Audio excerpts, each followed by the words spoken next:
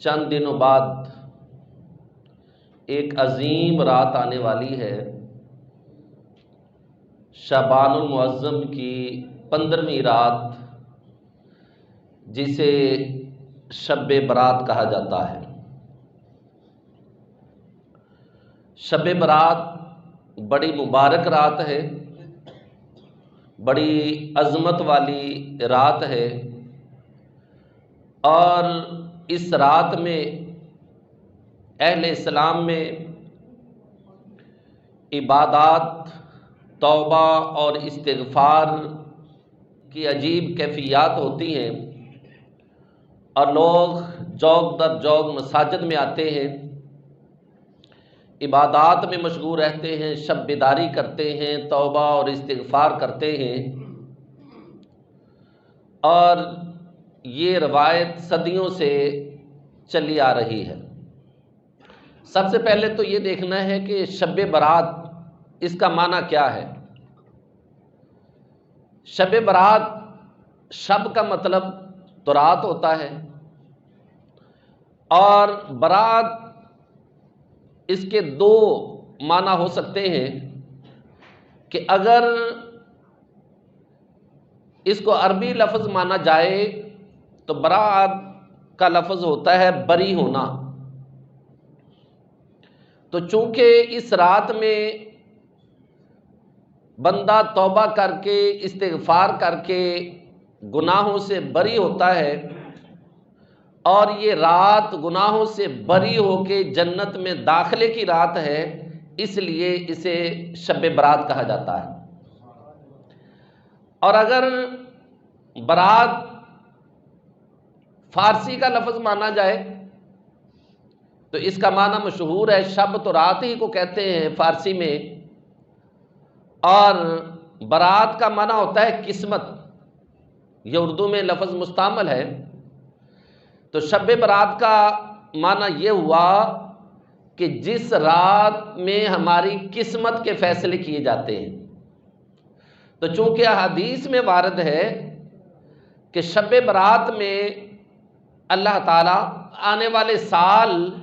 کے تمام امور کا فیصلہ فرماتا ہے کہ اس رات میں کس کو موت آنی ہے، کس نے پیدا ہونا ہے، کس کو کتنا رزق دیا جانا ہے، تمام چیزوں کا فیصلہ ہو جاتا ہے، وہ رجسٹروں میں لکھا جاتا ہے، اور وہ رجسٹر فرشتوں کے حوالے کر دیے جاتے ہیں، جس میں ہماری تقدیر کا، ہماری قسمت کا فیصلہ لکھا ہوتا ہے۔ تو چونکہ یہ قسمت کی رات ہے، قسمت میں کے فیصلے کی رات ہے، تو اس لیے ہم اس کو شب برات کہتے ہیں۔ علیہ الصلوۃ والسلام نے ارشاد فرمایا کہ شعبان المعظم کی 15ویں شب میں اللہ تعالیٰ میری امت میں سے اتنے لوگوں کی بخشش فرما دیتا ہے کہ جتنے بنو کلب کی بکریوں کے اوپر بال ہیں، اور ساتھ ہی یہ بھی ارشاد فرمایا کہ بنو کلب کی بکریوں کا میں نے اس لیے کہا ہے کہ عرب میں سب سے زیادہ بھیڑ بکریاں بنو کلب کے پاس ہوتی ہیں۔ تو اللہ تعالیٰ اتنی کثیر تعداد میں اس رات میں لوگوں کی بخشش اور مغفرت فرما دیتا ہے۔ تو چونکہ یہ بخشش مغفرت کی رات ہے تو اسے شب برات بھی کہا جاتا ہے، چاہے وہ عربی اعتبار سے ہو کہ بری ہونے کی رات، چاہے فارسی لغت کے اعتبار سے ہو کہ قسمت کی رات، کہ مغفرت اور قسمت کے فیصلے اس رات میں لکھے جاتے ہیں۔ اور اس رات کی اتنی عظمت ہے کہ حضرت سیدنا علی مرتضیٰ کرم اللہ تعالی وجہہ آپ ارشاد فرماتے ہیں کہ شعبان المعظم کی 15ویں شب آسمان دنیا پر اللہ تعالیٰ نزول اجلال فرماتا ہے، اور غروب آفتاب سے لے کر طلوع صبح صادق تک اللہ تعالیٰ کی رحمت اپنے بندوں کو متوجہ کرتی ہے، اور آواز آتی رہتی ہے کہ کوئی ہے مجھ سے بخشش طلب کرنے والا، میں اس کو بخش دوں، کوئی ہے مغفرت طلب کرنے والا، میں اس کی مغفرت کر دوں، کوئی ہے رزق طلب کرنے والا میں اس کو رزق عطا کر دوں، کوئی ہے مصیبت سے نجات چاہنے والا کہ میں اس کی مصیبت کو دور کر دوں۔ مولا المسلمین حیدر کرار مولا کائنات حضرت سیدنا علی مرتضیٰ کرم اللہ تعالی وجہ سے یہ روایت ہے۔ حضرت علی قدر یہ رات ہمیں یہ موقع بھی فراہم کرتی ہے کہ ہم اپنی گزشتہ زندگی کا احتساب کریں، اور اس رات خلوص کے ساتھ اپنے رب کے حضور بیٹھ کر اپنی گزشتہ زندگی کے بارے میں دیکھیں کہ کیا ہم نے زندگی اس راستے پر بسر کی ہے، ان خطوط پر ہم نے زندگی بسر کی ہے کہ جس طرح سے اللہ رسول نے ہمیں زندگی گزارنے کا حکم دیا ہے۔ اگر ایسا نہیں ہے تو یہ رات ہماری گزشتہ زندگی کے گناہوں اور ہمارے طرز فکر کے ازالے کی رات ہے، معافی مانگنے کی رات ہے، توبہ کرنے کی رات ہے، استغفار کرنے کی رات ہے۔ توبہ اور استغفار میں تھوڑا فرق ہے۔ استغفار یہ ہے کہ گزشتہ گناہوں کی معافی طلب کرنا، اس کو عربی میں استغفار کہتے ہیں، اور توبہ کا معنی یہ ہے عربی میں کہ گزشتہ گناہوں پر شرمندگی کا اظہار کرنا، معافی طلب کرنا، اور آئندہ گناہ سے بچے رہنے کا عزم صمیم کرنا، یعنی پختہ عزم اور پختہ ارادہ کرنا کہ آئندہ میں یہ گناہ نہیں کروں گا، اسے توبہ کہتے ہیں۔ اور قرآن نے اس کو ارشاد فرمایا، یا ایھا الذین آمنوا توبوا الی اللہ توبۃ نصوحا، کہ لوگو اپنے رب کی طرف رجوع کرو، توبہ کرو، توبۃ نصوحا کرو۔ تو توبۃ نصوحا کی تفسیر علماء نے فرمائی کہ توبۃ نصوحا کا مطلب یہ ہے کہ ایسی توبہ کرنا کہ آئندہ اس گناہ میں مبتلا نہ ہونے کا پختہ عزم کرنا، یہ توبۃ نصوحا۔ حضرت علی وقار جب توبہ کی بات آتی ہے تو توبہ دو طرح کی ہے۔ ایک توبہ ہے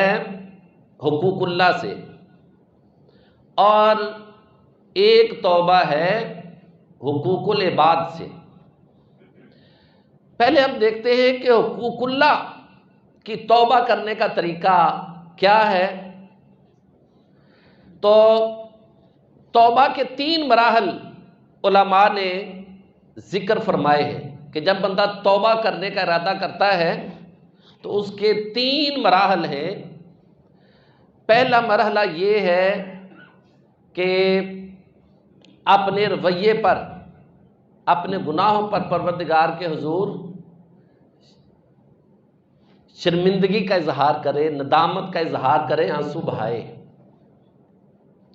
اور دوسرا یہ ہے کہ معافی طلب کرے، اور تیسرا یہ ہے کہ آئندہ گناہ نہ کرنے کا قصد کرے۔ یہ 3 مراحل ہیں۔ اب دیکھنا یہ ہے کہ پہلا نمبر حقوق اللہ کا ہے۔ تو حقوق اللہ کیا ہے؟ حقوق اللہ یہ ہیں، نماز ہے، روزہ ہے، حج ہے، زکوٰۃ ہے، ہاں جی، اسی طرح گناہوں سے بچنا ہے، یہ حقوق اللہ ہے۔ تو حقوق اللہ میں سے جن چیزوں کا تعلق عبادات کے ساتھ ہے، مثلا نماز ہے، روزہ ہے، حج ہے، قربانی ہے، تو اس کی توبہ کا طریقہ یہ ہے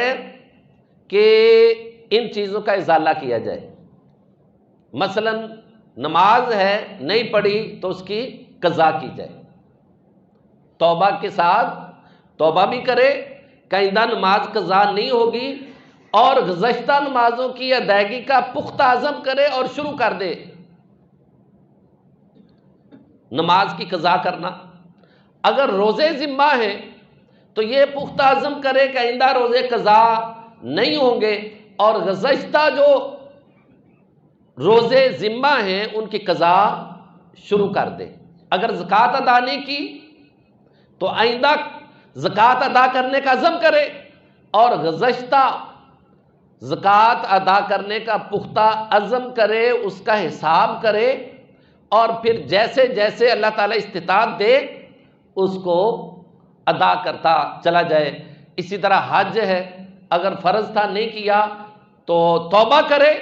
اور آئندہ حج کا ارادہ کرے۔ پہلے قربانی نہیں کرتا تھا تو اب یہ ہے کہ قربانی کرنے کا عزم کرے۔ تو حقوق اللہ کی معافی طلب کرنے کا یہ طریقہ ہے کہ جن چیزوں کا تعلق عبادات سے ہے تو ان کے معافی بھی طلب کرے اور ازالے کا پختہ عزم کرے،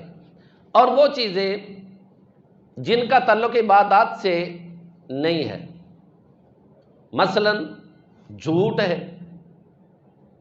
ہاں جی، فحش گانے سننا ہے، فلمیں دیکھنا ہے، فحش گفتگو کرنا ہے، شراب نوشی ہے، اس طرح کی جو چیزیں ہیں یا خفیہ گناہ ہیں، تو ان چیزوں کا یہ ہے کہ ندامت کا اظہار کرے اور آئندہ ان گناہوں سے بچنے کا پختہ عزم کرے۔ اور اس میں ایک بات یہ بھی ہے کہ جو پوشیدہ گناہ ہیں ان کی توبہ پوشیدہ طور پر کرے، اور اپنے گناہ کا اظہار کرنا یہ بھی گناہ ہے کہ جن امور کا تعلق بندے اور پروردگار کے درمیان ہے تو اس کو پوشیدہ ہی رہنا چاہیے، اور بندہ پوشیدہ طور سے اس کی معافی طلب کرے، اللہ تعالیٰ معاف فرما دیتا ہے۔ اپنے گناہوں کا اظہار نہ کرے۔ زنا ہو گیا ہے، بندے اور پروردگار کے درمیان معاملہ ہے تو ڈینگے نہ مارتا پھرے، اس کو خفیہ رکھے، اپنے پروردگار سے معافی مانگے۔ اور جو گناہ اعلانیہ ہیں، خفیہ گناہ کی توبہ بھی خفیہ ہے اور اعلانیہ گناہ کی توبہ بھی اعلانیہ ہے، ہاں جی۔ تو جو اعلانیہ گناہ مثلا شراب نوشی کرتا ہے، اعلانیہ کرتا ہے، تو توبہ کرے کہ آئندہ میں یہ نہیں کروں گا۔ تو حضرات علی وقار یہ حقوق اللہ کی بات ہے، اور جو حقوق العباد ہے ویسے تو معاف کرنے والا پروردگار ہی ہے، لیکن عادت الہیہ یہ ہے، اور اللہ تعالیٰ نے اپنے پیغمبروں کے ذریعے ہماری جو رہنمائی کی ہے وہ یہ ہے کہ جس بندے کا حق غصب کیا گیا ہے، جب تک وہ بندہ اس کو معاف نہیں کرتا وہ گناہ اس کے ذمہ رہتا ہے۔ یہ حقوق اللہ کا معاملہ ہے۔ تو حقوق العباد کا معاملہ ہے۔ حقوق العباد کیا ہے؟ مثلا ماں باپ کی فرما برداری ہے، ہمسایوں کے حقوق ہیں، جن لوگوں کے ساتھ بندہ کام کرتا ہے ان کے حقوق ہیں، اور کسی کے پیسے غصب کر لیے ہیں، کسی کا حق غصب کر لیا ہے، کسی کا حصہ غصب کر لیا ہے، کسی کو گالی دے دی ہے، کسی پر تہمت لگا دی ہے، کسی کی غیبت کی ہے، کسی کی چغلی کی ہے، تو یہ ساری چیزیں حقوق العباد میں آتی ہیں۔ تو حقوق العباد کی توبہ ایک تو یہ ہے کہ بندہ دنیا میں کر لے، یہ آسان کام ہے۔ دوسرا یہ ہے کہ میدان معاشر میں جس کے ذمہ حق ہے اس کو حق ادا کرنا ہوگا، وہاں درہم اور دینار تو نہیں ہوں گے، وہاں پر نیکیاں ہوں گی، نماز ہے، روزہ ہے، حج ہے۔ تو جس کا حق باقی ہے اس کی نیکیاں اس کو دے دی جائیں گی، اگر پھر بھی حق باقی رہا تو اس کے گناہ اس کے اوپر ڈال دیے جائیں گے۔ اور تیسرا یہ ہے کہ اللہ تعالیٰ اپنے فضل و کرم سے اس بندے کو راضی کر کے اس کی کسی نیکی کے سبب سے اس کی مغفرت فرما لے۔ تو میرا خیال ہے کہ ان تینوں طریقوں میں سے جو آسان طریقہ ہے وہ یہی ہے کہ جس کا کوئی حق ذمہ ہے اسی دنیا میں اس کو ادا کرنے کی ہمیں کوشش اور سعی کرنی چاہیے۔ تو اس میں بھی دو چیزیں ہیں، اس میں ایک مالی معاملات ہیں۔ مالی معاملات، کسی کا پیسے دبا لیے ہیں، کسی کا قرض دینا ہے تو ادا نہیں کیا، کسی کا حصہ دبا لیا ہے، یعنی جو مالی معاملات ہیں ان میں یا تو اس سے معافی لے لے تو یا ان کو ادائیگی کرے۔ جس طرح بھی وہ بندہ راضی ہوتا ہے اس کو راضی کرے، اس کا حق اس کو لٹا دے۔ کسی پر ناجائز مقدمہ ہی کر رکھا ہے تو واپس لے لے۔ تو مالی معاملات میں یہ ہے کہ اس کا حق اس کو ادا کیا جائے، اگر ادا کرنے کے قابل نہیں ہے تو اسے معافی طلب کی جائے۔ اگر کسی کے بندے کے پیسے دینے تھے اور بندہ اب معافی طلب کر کے ادا کرنا چاہتا ہے لیکن اب بندے کا ہی پتہ نہیں ہے، یا بندہ فوت ہو گیا ہے یا کسی اور شہر میں تھا، اس کا ڈھونڈنا ناممکن ہے، تو اس کے لیے شریعت نے ہماری رہنمائی کی ہے کہ اتنے پیسے اس کی طرف سے صدقہ کر دے، اور نیت یہ کرے کہ اگر وہ بندہ آ گیا تو میں اس کو بھی ادا کر دوں گا، اور اس کے ساتھ ساتھ اس کے لیے دعائے مغفرت بھی کرتا رہے، کہ جب اس کے لیے دعائے مغفرت کرے گا تو آخرت میں وہ خوش ہوگا اور پروردگار اس کے عوض بندے کو کچھ عطا فرما کے اس کی بخشش فرما دے گا۔ اور دوسری چیزیں جن کا تعلق اخلاق کے ساتھ ہے، مثلا کسی کی غیبت کی ہے، چغلی کی ہے، کسی کی شکایت کی ہے، کسی پر بہتان باندھا ہے، تو اس میں بھی اس سے معافی طلب کرنا ضروری ہے کہ فلاں وقت میں نے آپ کی غیبت کی تھی، چغلی کی تھی، ناجائز شکایت لگائی تھی، یہ جھوٹا بہتان لگایا تھا، مجھے پروردگار کے لیے، اللہ رسول کے لیے مجھ کو معاف کر دو، تو اس سے یہ معافی طلب کرے۔ تو معافی کا یہ طریقہ کار ہے، توبہ کا یہ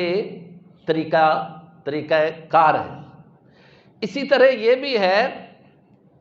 کہ اگر کوئی بندہ نادم ہو کے تمہارے پاس آ جاتا ہے اور تم سے معافی چاہتا ہے، اپنے جو اس نے زیادتی کی ہے اس کا ازالہ کرنا چاہتا ہے، تو تم بھی ڈٹ نہ جاؤ کہ بھائی میں معاف نہیں کروں گا، ہاں جی، ڈٹ نہ جاؤ، بلکہ یہ اپنے گناہوں کو یاد کرو کہ میں بھی تو ان گناہوں میں مبتلا ہوں، اللہ رسول کے لیے اس شخص کو معاف کر دو۔ حضرت سیدنا انس بن مالک رضی اللہ تعالی عنہ سے روایت ہے کہ میدان محشر میں فرشتے اللہ تعالیٰ کے حکم سے ندا دیں گے کہ وہ لوگ جن کا بدلہ اللہ تعالیٰ کے ذمہ کرم پر ہے وہ کھڑے ہو جائیں اور جنت میں چلے جائیں۔ سب لوگ ایک دوسرے کی طرف دیکھیں گے کہ یہ خوش نصیب لوگ کون ہیں، تو پھر ندا دی جائے گی یہ خوش نصیب وہ لوگ ہیں کہ جنہوں نے محض اللہ رسول کی رضا کے لیے دوسروں کو معاف کر دیا تھا۔ تو آج ان کا یہ بدلہ ہے کہ وہ اٹھیں اور بغیر حساب کتاب کے جنت میں چلے جائیں۔ حضرت سیدہ عائشہ صدیقہ رضی اللہ تعالی عنہا سے یہ ایک روایت ہے، آپ ارشاد فرماتی ہیں کہ آقا علیہ الصلوۃ والسلام نے ایک موقع پر ارشاد فرمایا کہ جو شخص معافی طلب کرنے پر بھی معافی نہیں دیتا، مصر رہتا ہے، تو حضور نے فرمایا کہ اس شخص کی حوض کوثر پر میرے ساتھ ملاقات نہیں ہوگی۔ تو جو بھائی آ جاتا ہے اور اب وہ نادم ہے، وہ ازالہ چاہتا ہے، تو تم بھی اس کو معاف کر دو، اور معاف کرنے میں پہل کرنی چاہیے۔ آج کل یہ بھی رواج ہے کہ فیس بک پر اور سوشل میڈیا پر لوگ شب برات کی رات میسج جاری کرتے ہیں کہ بھائی اگر کوئی بندہ میرے دوستوں میں سے مجھ پر ناراض ہے تو مجھ کو معاف کر دے۔ یہ اچھا ٹرینڈ ہے، ہونا چاہیے، لیکن اصل بات یہ ہے کہ اس میں اصلاح کی ضرورت ہے۔ پہلے یہ دیکھیں کہ کس بندے سے میں نے معافی طلب کرنی ہے، کس پر میں نے زیادتی کی ہے، اس بندے کو میسج کریں، اور جو زیادتی کی ہے اس کے بارے میں بھی بتائیں کہ آپ کا حق یہ میرے ذمہ ہے، میں اللہ اور رسول کے لیے معافی طلب کرتا ہوں، اور میں ازالہ کے لیے بھی تیار ہوں، مجھے معاف کر دیں۔ پہلے فہرست بنائیں، پھر ان لوگوں کو میسج جاری کریں، تو یہ ایک اچھا طریقہ ہے۔ اور یہ بھی ہے کہ معافی طلب کرنے کے لیے شب برات کا بھی انتظار نہیں کرنا چاہیے۔ ہو سکتا ہے کہ وہ رات ہماری زندگی میں آئی نہ۔ جس کا کوئی حق ذمہ ہے یا حقوق اللہ بندے کے ذمہ ہیں، حقوق العباد بندے کے ذمہ ہیں، تو آج ہی ان کی ادائیگی کی فکر کریں